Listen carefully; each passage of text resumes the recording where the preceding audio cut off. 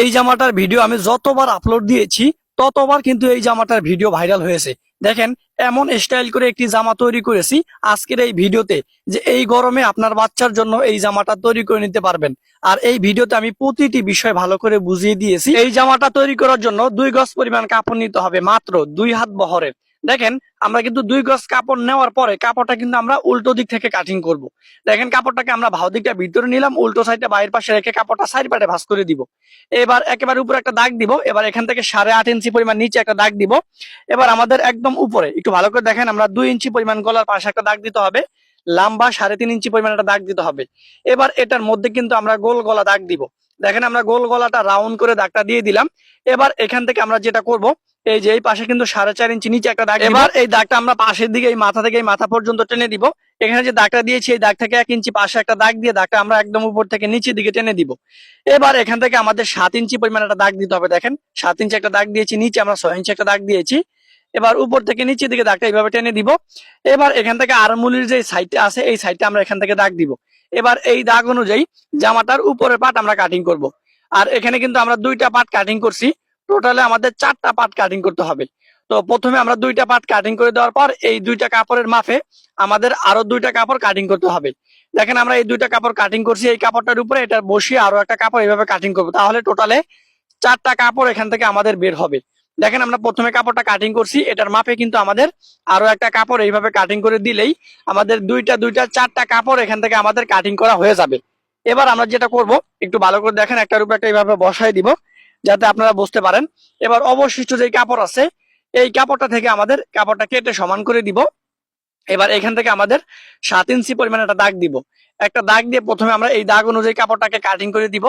এই কাপড়টা কাটিং করে দেওয়ার পর এই কাপড়টার মাপে টোটালে আমাদের 6টা কাপড় কাটিং করতে হবে। 6টা কাপড় কাটিং করার পর কিভাবে এই 6টা কাপড় বসাবেন সেটাও কিন্তু শিখতে পারবেন আমার এই ভিডিও দেখার পরে। আর এই ভিডিওটা দেখলে আপনি যে কোনো বয়সী মেয়েদের জন্য এই জামাটা তৈরি করে নিতে পারবেন, কারণ প্রত্যেকটা জায়গায় আমি আপনাদেরকে এত সুন্দর করে বুঝিয়ে দিয়েছি যে ভিডিওটা আপনারা একবার দেখলেই কাজটা শিখতে পারবেন। দেখেন এখান থেকে কিন্তু আমরা 6টা কাপড় কাটিং করে নিয়েছি। এবার আমরা মেশিনে আসলাম, আসার পর এখান থেকে যে বাড়তি একটা কাপড় নিতে হবে, এই কাপড়টা থেকে আমাদের ফিতা তৈরি করার জন্য কাপড় নিতে হবে। আর আমরা অনেকেই ফিতা তৈরি করি, অনেক কষ্ট হয়। আর আমি যেভাবে আপনাদেরকে দেখাবো এইভাবে যদি আপনারা ফিতা তৈরি করেন একদম সহজে কিন্তু আপনারা ফিতা তৈরি করতে পারবেন। তো প্রথমে আমাদের যেটা করতে হবে, 2টা কাপড় নিয়ে সালোয়ারের ফিতা যেইভাবে তৈরি করতে হয় ঠিক ওইভাবে কিন্তু তৈরি করবেন। মানে সালোয়ারের ফিতা যেইভাবে তৈরি করেন ঠিক ওইভাবে কিন্তু আমাদের 2টা ফিতা তৈরি করে নিতে হবে। দেখেন আমরা তৈরি করে নিয়েছি। তৈরি করে নেওয়ার পর এই ফিতাটাকে আমরা মুড়িয়ে মুড়িয়ে গোল করে নিব। গোল করে এখান থেকে আমরা গোল ফিতা তৈরি করে নিব।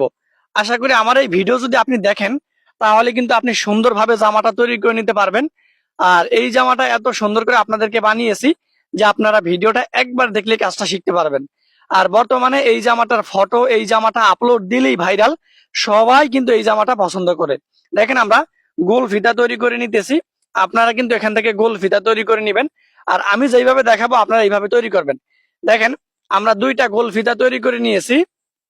2টা গোল ফিতা তৈরি করে নেওয়ার পর এই ফিতা কেটে আমাদের 4টা করে নিতে হবে। মানে একটা ফিতা থেকে আমাদের 2টা খন্ড করতে হবে, তাহলে কিন্তু আমাদের 4টা ফিতা হয়ে যাবে। এবার এখানে যে কাপড় আছে এই কাপড় থেকে আমাদের 4টা কাপড় কাটতে হবে। ধরেন পাশের দিকে 3 ইঞ্চি, লম্বাও 3 ইঞ্চি, এই নিয়মে কাপড় নিতে হবে। এবার এই কাপড়টাকে আমরা কোনাকুনি করে ভাঁজ করে দিব। কোনাকুনি করে ভাঁজ করে দেওয়ার পরে একটু ভালো করে দেখেন, তাহলে আপনি বুঝতে পারবেন। এই কাপড়টা আমরা এইভাবে সেলাই করে দিব, আর কাপড়ের মাথাটা আমরা এইভাবে ভাঁজ করে দিব। এইভাবে ভাঁজ করে কিন্তু আমরা সেলাইটা করব। এবার এটাকে আমরা ভাও করে নিব। তো এইভাবে কিন্তু আমাদের 4টা ফিতা তৈরি করে নিতে হবে। দেখেন আমি একটা ফিতা তৈরি করে নিয়েছি। এইভাবে কিন্তু আপনারা 4টা ফিতা তৈরি করে নিন। আমি আপনাদেরকে একটা দেখাইলাম কারণ ভিডিওটা অনেক বড় হয়ে যাবে, এর জন্য আমি আরো একটা দেখাই কিভাবে আপনারা এই ফিতা তৈরি করবেন। দেখেন এইভাবে কিন্তু 4টা ফিতার মাথায় আপনারা ফুলগুলো এইভাবে লাগাই দিবেন, মানে কাপড় দিয়ে কিন্তু ফুল তৈরি করবেন। দেখেন আমরা এইভাবে কিন্তু 4টা ফিতার মাথা এইভাবে কাপড় দিয়ে সেলাই করলাম। এবার এটাকে ভাও করে নিলাম। এবার আমরা যেটা করব, জামাটার উপরে পাট 2টা যে 4টা কাপড় নিয়েছি এখান থেকে আমাদের প্রথমে 2টা কাপড়, একটা কাপড়ের উপর একটা কাপড় বসাই দিয়ে আমরা এক সাইড থেকে সেলাই করা শুরু করব। আর আমাদের এই যে একদম উপরে শোল্ডার বরাবর এখানে কিন্তু আমরা ফিতাটা বসাই দিব। আমি কিভাবে বসাইতেছি আপনারা আমার এই ভিডিওর দিকে একটু ভালো করে লক্ষ্য করেন, তাহলে কিন্তু আপনি বুঝতে পারবেন। এবার গলার যে রাউন্ডটা আছে রাউন্ডটা সেলাই করে দিব। এখানে দেখা যায় 5 ইঞ্চ বসাইতে বা গলার পট্টির কাপড় দিতে ঝামেলা হয়, এর জন্য আমি ডাবল কাপড় নিলাম, যেহেতু আমাদের আগলা ভাবে মানে আলাদাভাবে এখানে কাপড় নিতেই হবে। তো আলাদাভাবে কাপড় নেওয়ার দরকার নাই, এখানে ডাবল কাপড় নিলেই কিন্তু আপনার একটার উপর একটা এইভাবে বসাই দিয়ে সেলাই করবেন। আর এই দুইটা শোল্ডারের মাথায় কিন্তু দুইটা আপনারা এইভাবে ফিতা বসাই দিবেন, তাহলেই কিন্তু আপনাদের এটা হয়ে যাবে। আর এটা আমি এমন ভাবে তৈরি করব যে আপনারা যাতে কাজটা বুঝতে পারেন বা দেখে কাজটা শিখতে পারেন। দেখেন আমি দুইটা ফিতার মাথা কিন্তু এইভাবে বসাই দিলাম, এইভাবে বসাই দিয়ে এখান থেকে আমরা এইভাবে সেলাইটা করে দিব। দেখেন আমরা এখানে কিন্তু দুইটা ফিতা লাগাই দিয়েছি, এবার এখান থেকে সেলাই করে দিব। এবার এখানে যে রাউন্ড করেছি, রাউন্ড করে সেলাই করছি, এখানে ভিতরে কিন্তু কেটে কেটে দিতে হবে, তাহলে আমাদের এখানে কি যে রাউন্ডটা আসবে এটা কিন্তু সুন্দরভাবে আসবে। দেখেন আমরা ভিতরে কাপড়টা এইভাবে কেটে কেটে দিতেছি, এইভাবে কেটে কেটে দিলে দেখেন আমরা ভাগ করে নিব। অথচ আমরা একটা স্ক্রু ড্রাইভার নিতে পারতাম, কিন্তু আমরা একটা কেসি নিয়েছি, যেহেতু আমাদের ছোট কেসি আছে, কেসি দিয়ে আমাদের এই মাথার কোনাটা উঠিয়ে দিব, তাহলে আমাদেরটা ফিনিশিংটা ভালোভাবে আসবে। দেখেন আমি এখানে কোনা উঠিয়ে দিলাম। এবার এই ভাও দিক থেকে কিন্তু আমরা চাপ সেলাই দিয়ে দিব। দেখেন আমরা ভাও দিক থেকে চাপ সেলাই দিয়ে দিয়েছি, আপনারা অবশ্যই এখান থেকে ভাও দিক থেকে এরকম করে চাপ সেলাই দিবেন। আর আমি যেইভাবে দেখাই দিয়েছি আপনার প্রত্যেকটা বিষয় আপনারা এইভাবে তৈরি করবেন, তাহলে কিন্তু কাজের ভুল আপনাদের কেউ ধরতে পারবে না।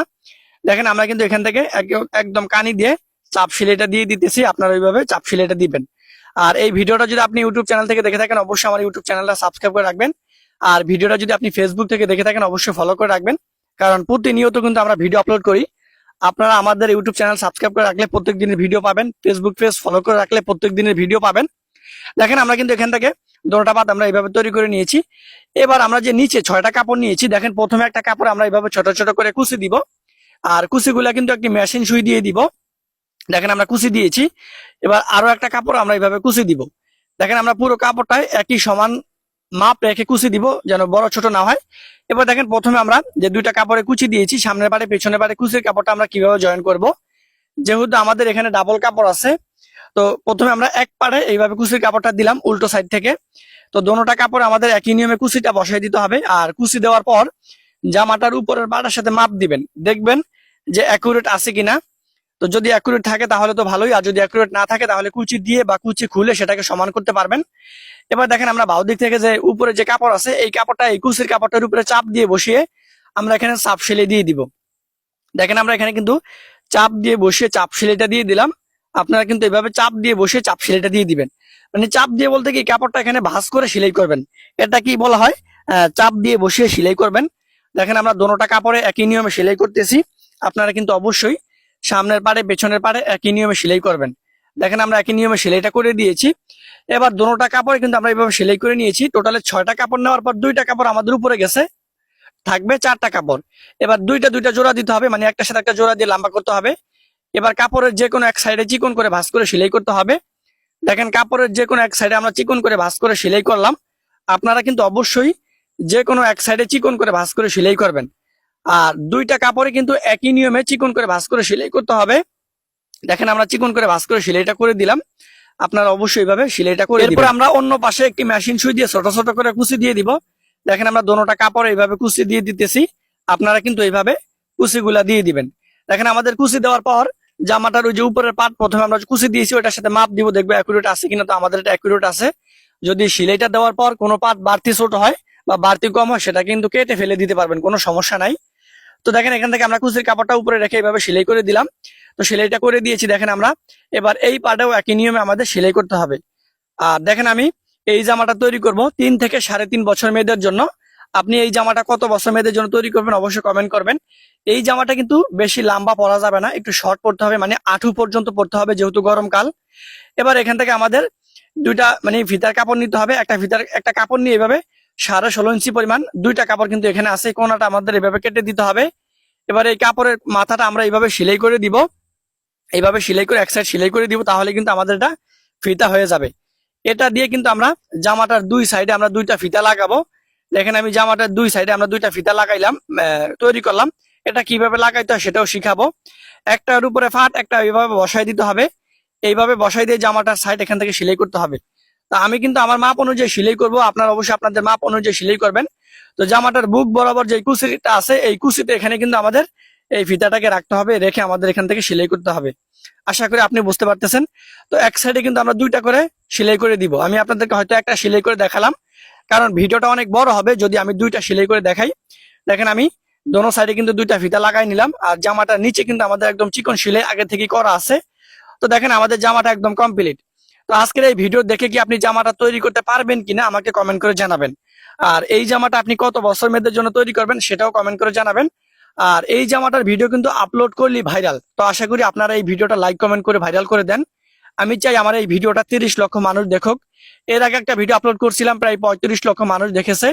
তো আলহামদুলিল্লাহ সেখানে হাজার হাজার মানুষ কমেন্ট করেছে যে ভাই অনেক সুন্দর হয়েছে। তো আপনি একটা কমেন্ট করলে, একটা লাইক করলে কিন্তু ভিডিওটা আরেকজনের কাছে পৌঁছাবে।